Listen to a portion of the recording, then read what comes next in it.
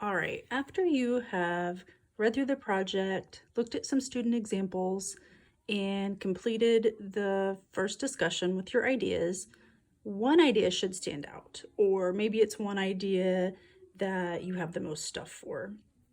And once you have that idea, the next step is to collect all of your objects, get them all together so you can look and see what you have and sort of analyze a little bit of what you have and what you maybe might do. So this is my set of objects. I have a bunch of fabric, sewing, crafting items here together.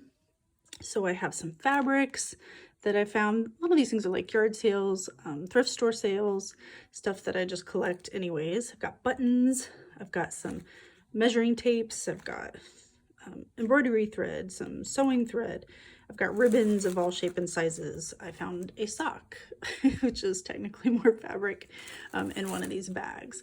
So there's all different types of things, lots of colors, lots of different objects, but I have it all together in one spot.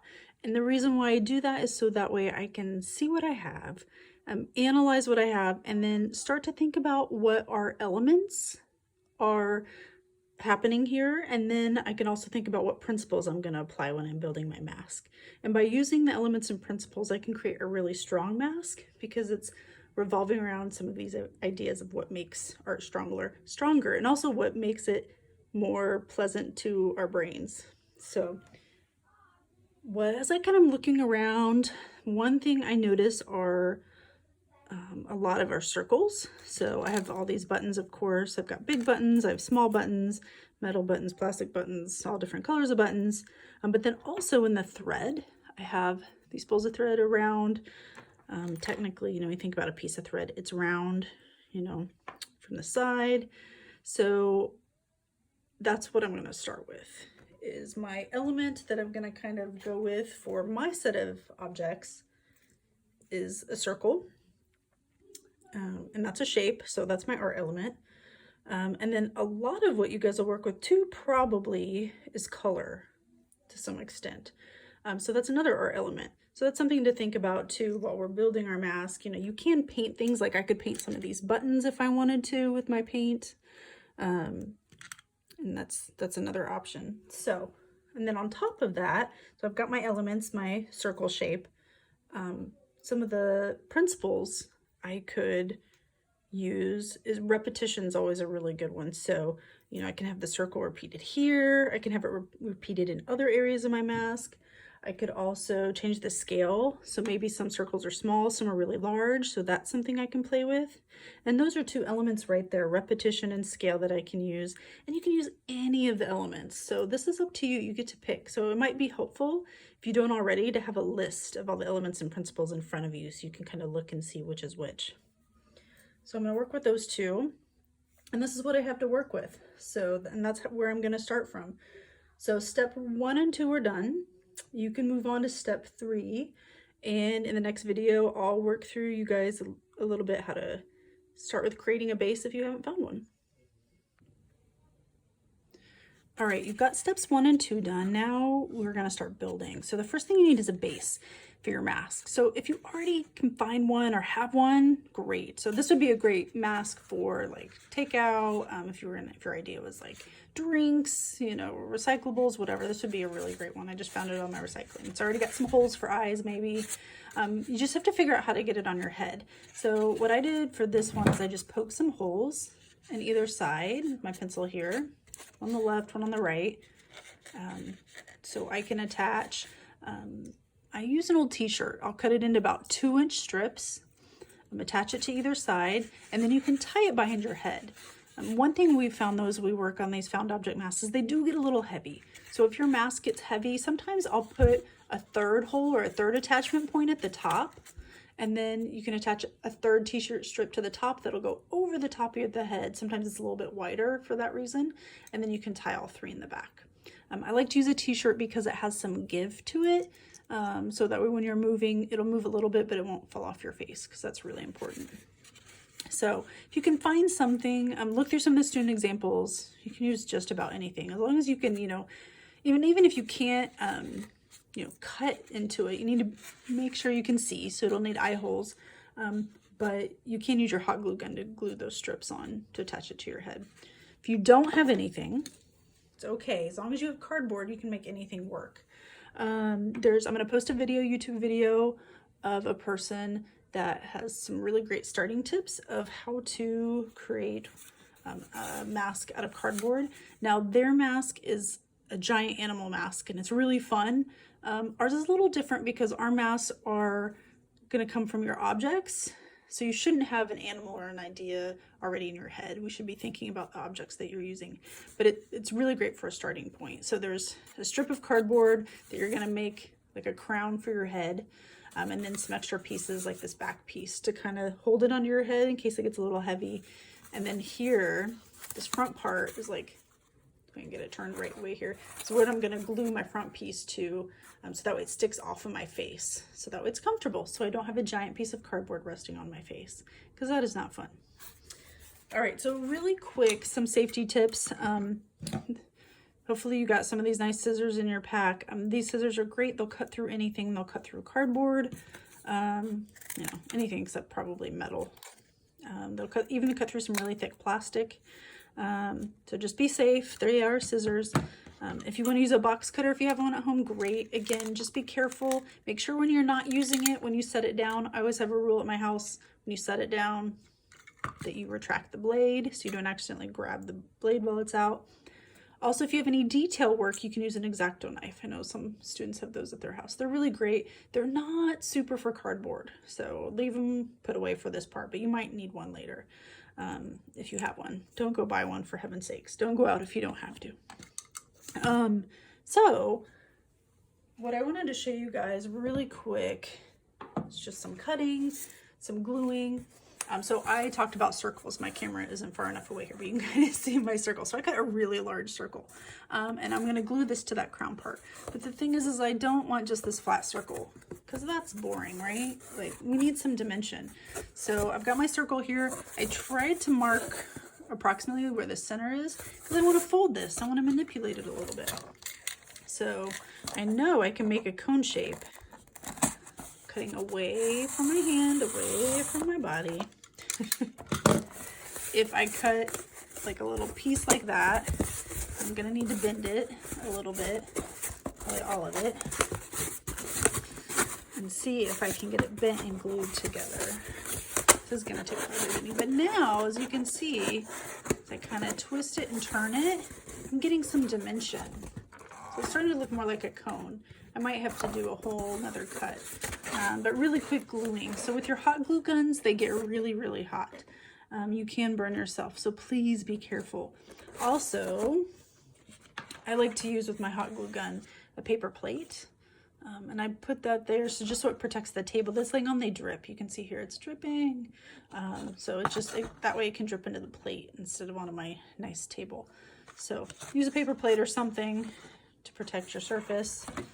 And don't touch the hot glue with your hands, please. All right, so I'm gonna put some hot glue down, go all the way down along this edge. So, and the way the glue works is, if you haven't used a hot glue gun before, there's a trigger, and the trigger pushes the glue forward, and the glue goes in through the back. So put some hot glue down, and hot glue works on almost anything. The only thing that hot glue does not work on is styrofoam. So no styrofoam bases. Works on metal. You want to be careful with the metal objects though, because if your mask is metal, it's going to be really, really heavy. So I try and stay away from too much metal, but most kinds of plastic. Okay, so I've made my circle. I've attached it right to my crown. I had to add some extra strips, kind of hard to see here, because my flaps were a little skinny. So I hot glued some extra strips down, so now it's really secure. So now I'm working on the eye holes, which is so hard to see. Okay, there we go. So what I did is I put my mask on and I kind of held a pencil up and I drew these little circles of where I thought my eye holes should go. And you should always start with a smaller eye hole. So that way, if it's in the wrong place, you can kind of move it a little bit. So I drew one, I cut it out with my X-Acto knife, and it's pretty good. It's about in the right spot. So I'm gonna do my second one here. So I've already, it's gonna be really hard to do this and for you to see it at the same time. So I've got that there.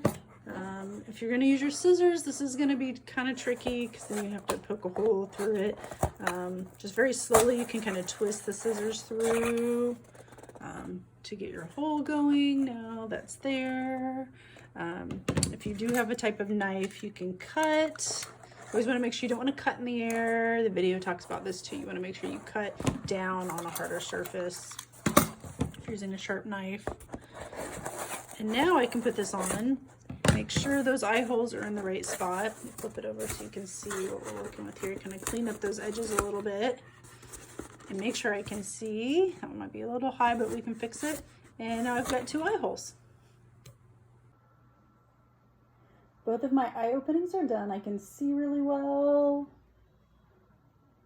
The mask sits off my face since I made this nice crown. And I can still wear my glasses to see really well. So now what I need to figure out is what else am I gonna put on top of this to give it some more dimension. So so right now it's fairly flat. It sticks out a little bit. What else can I add circle wise to maybe have some things project? Because if I use buttons, those are gonna be pretty flat. And then also, what am I gonna do to kind of hide the cardboard so it doesn't look like cardboard? Am I gonna paint it? Am I gonna cover it with fabric? Those are the next steps. So before I paint my cardboard, as I look at the mask, I see that it's still really flat. It has some dimension, of course, but overall it's still really flat. So I'm trying to come up with ideas of how to create a mask that has some dimension, things that come off of it. So I think what I'm going to do is I cut out all of these circles, different sizes, different shapes, and I think I'm going to cut slits in this main piece and then kind of slide them in this way, like kind of randomly all over. And then I'll have some things that are sticking off and then more surface area to put some more buttons on. So I've added some circles, I've cut some slits and slid them in, and now I'm gonna need to glue them in. And I'm gonna put the hot glue on the back instead of the front because sometimes the acrylic paint doesn't love hot glue. So I'm going to flip this around on the back side here. Just add some hot glue on this, and then I might come back here on this side and add a little bit more. Wait for that to dry, and then that should be ready to paint. All right, so I'm gonna paint the cardboard of my mask, but instead of starting to paint on the mask itself first, I'm gonna do some tests on this piece of cardboard right here so I can see what some of my objects look like on top of my cardboard. Typically in class, we would use spray paint, but we don't have that option right now. So if you do have spray paint at your house and you wanna use it, cool. It dries really fast. Make sure you put something down to protect whatever you're painting on top of, like a tarp or some newspaper or some other cardboard something. But if you don't have spray paint at home, we're gonna use the paint that came in your kit. So I'm gonna just put a little bit. You're not gonna need a lot. Remember, this is just a test. And also, once you squirt it out, you can't really put it back in the tube. Well, you shouldn't put it back in the tube. So I've got some white, some black. I'm gonna start with those two. You can grab one of your paintbrushes. I'm gonna start with the big one because big paintbrushes are good for larger areas. Smaller paintbrushes are good for tiny detail. Right now we're going for big areas. So I'm going to, and you can just do this with a dry brush, it's fine. Get some white paint. This is acrylic paint, so it's a water-soluble paint. What that means is that when I'm done with my brush, all I have to do is put it in the water to rinse it off. So if you've painted before, most likely this is the paint that you've used, or some type of acrylic or tempera or something like that. And you can see I'm getting some brush strokes. That's fine, because all we're doing at this point is hiding the cardboard. We want to make it look like it's not cardboard. And this is just a test, so I'm not really worrying about the edges so much. I'm just trying to get somewhat of a smooth surface. Acrylic paint does have a little bit of more or less plastic particles in it. So I'm getting some of that texture from the paint and from the brush into the paint. That's okay. Now when it comes to painting my actual mask, you know, I would want to make sure there isn't any of that cardboard showing through, but that looks great for a test. So that is the white paint. And now I'm going to clean my brush. So I just have a cup of water right here. Typically I just use like room temperature water. I'm going to swirl the brush around in the bottom to kind of get all the excess paint off. White's going to be the hardest to tell whether it's off, but I'm using a paper towel to kind of get the excess water out. You can add water to these paints, but they get pretty thin. So I try not to unless I absolutely have to. So my brush now is pretty dry. I think all the paint's off. We'll find out here in a second. And then I'm going to do one with black. We're going to be using paints for your other two projects as well. So just kind of like a heads up, don't use all of your paint that I sent you on this first mask because you're going to need more paint than that. Hopefully you won't. I have a really great copper spray paint in the garage right now that I really want to use, but I'm trying to use the supplies that I sent you. So there's black. It's a cooler black. So, and this is interesting. If you haven't noticed before, black, sometimes it'll be really warm, like kind of have like a reddish undertone, and sometimes it'll be more blue, like a bluish undertone. We'll talk about this in your next mask.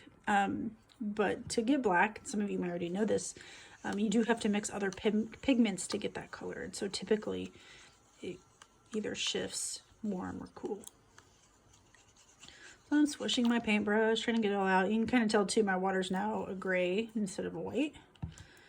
And this is where you can really tell. So when you wipe it on the paper towel, if that still had a lot of black pigment on it, I would know I need to wash it some more, but it's pretty clear. So again, I'm just getting the excess water out. I'm going to do one more color, one more type of color, just to be curious. So I've got a lot of clear buttons. I've got some blue buttons. I've got a couple warm ones. The clear and the whites tend to be more warm. They kind of have a yellow hue to them. So to create more contrast, you can kind of see, let's see if I can move this around here. So there's one of my yellow buttons against the white. There's the blue. Let's see how well my color is showing up here. There's a white. When this dries, I'll be able to lay them directly on top. So now I have to decide, do I want more of a cool color or a warm color for a background? I am not sure. I guess I have enough space to do 2 more tests, so let's do that. So I'm going to squirt a little bit of white out.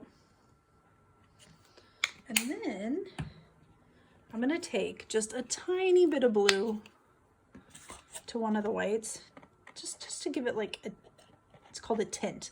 When you take a color and you add white to it, it's a tint. So baby blue would be a tint of blue. And pink, which is what we're getting ready to do next. So let's not do pink. I'm going to do yellow. Changing my mind. But pink would be a tint of red. This is going to be light yellow. Okay, so I used barely any color there. Let's do the yellow first. I just want it less. That's pretty yellow. If it's too much, this is why you just add a tiny bit. That's already pretty yellow. I'm gonna add a little bit of white back in. It's always better to start with a little bit because you can always add more later. That's more than enough. I know for sure for our last mask, you're gonna need some white. So yeah, don't use up all your white. All right, that's pretty good. It's hard to tell. It's yellow, but it's not like shockingly yellow. I'm just gonna do the same thing, another test. You can see here it's already drying a lot. That is a plus side of acrylic paints, is they dry really fast. If you've ever painted with oil paints, they take forever. There's a lot of paint on that brush. So Gonna rinse, rinse, rinse. If your water, there will come to a point, especially later on when we're painting, that your water will just get so murky. You can just switch it out. Just dump this down the sink and go get new water. Looks like I got most of it out. So now I'm gonna do this kind of cooler white. So it's the blue mixed with white, the blue tint. That looks pretty good. I got just the right amount on that one. So the pure white for one of my swatches, black, a warm white, and then a cool white. And this is just so I can see what color am I going to paint my cardboard the next step. So I'm going to let that dry and I'll come back and kind of put some of the buttons on top so we can see which color I like the best. All right, so here's my test. I've got white paint straight from the tube, black paint straight from the tube. The yellow is a bunch of white with a tiny bit of yellow added, and so that's the tint of yellow. And then this is white with a tiny bit of blue added. And I like all of them for different reasons. I like how the buttons look more yellow on the white. I really like the contrast on the black, how you can see the little circles on the inside. Helps with that repetition. I like the yellow because I like how they blend in, and I like the blue too. So it was tough, but this is what I ended up going with. I really like the black and that contrast and those extra circles that appear. And then I like the yellow too, so they'll kind of hide in that area. So now I'm gonna start applying my buttons with my hot glue.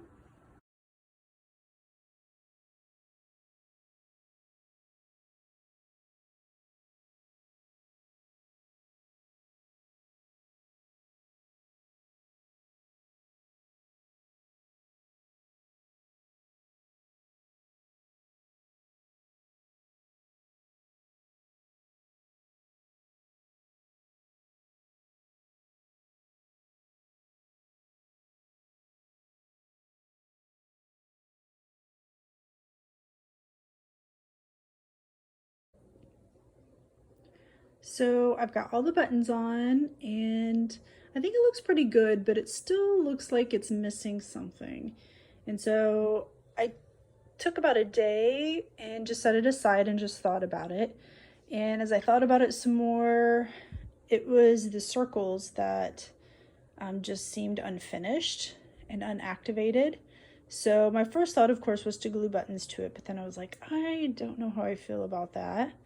And so another idea I had was to maybe just draw some gray circles on there, and it's working. It is starting to activate the space, but you know, think about this from far away. You want people to be able to see it. So I need something that's going to be a little bit more contrast. So what I'm going to do is I'm going to take that blue color from my test and I'm going to paint some circles with this kind of faded light blue color, just so it has some color contrast, some change, and then I'll show you what it looks like when I'm done.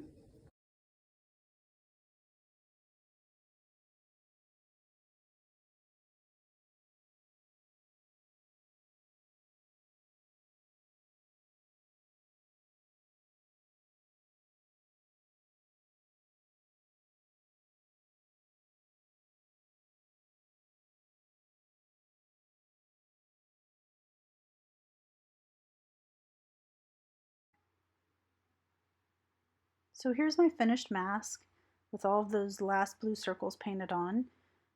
It looks pretty good. I've cleaned it up. I've taken all of the hot glue strings off. And to me, it looks very complete. One thing I like to do at the end when I'm done with any project is take a photograph of it. And then in my phone, change that image to black and white. And what that does is it allows me to see my project in a new way with a new set of eyes. A lot of times color will interact or interject its ideas into what we're making, and so I like to do this just to see that I have a nice balanced composition with a lot of change in values, and it's a good way to double check and make sure everything's working right. So once you're done with your mask, feel free, you can send me pictures. I'd love to take a look at it, and good luck.